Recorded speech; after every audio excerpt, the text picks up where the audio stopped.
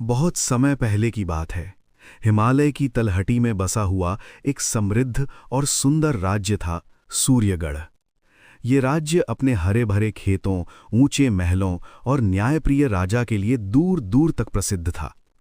सूर्यगढ़ के राजा का नाम था राजा वीरेंद्र सिंह और उनकी रानी मालिनी देवी। वर्षों की प्रार्थनाओं के बाद उन्हें एक पुत्र की प्राप्ति हुई, जिसका नाम रखा गया आर्यन। राजकुमार आर्यन बचपन से ही सामान्य बच्चों से अलग था।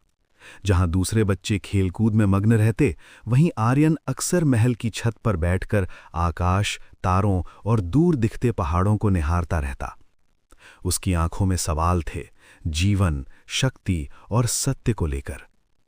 राजा वीरेंद्र चाहते थे कि आर्यन एक शक्तिशाली योद्धा बने, इसलिए कम उम्र में ही उसे तलवारबाजी, घुड़सवारी और युद्ध कला सिखाई जाने लगी। गुरु धर्मपाल उसे युद्ध की बारीकियां सिखाते, लेकिन आर्यन हमेशा पूछता, गुरुदेव, क्या असली शक्ति केवल तलवार में होती है?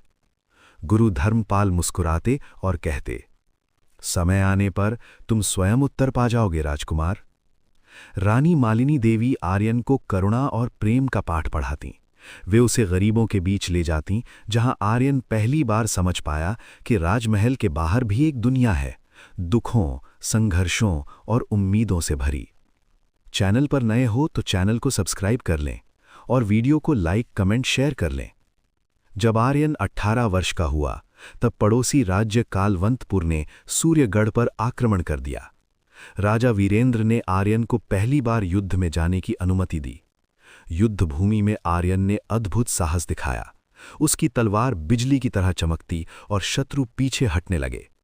सूर्यगढ़ की विजय हुई और पूरा राज्य आर्यन की प्रशंसा करने लगा।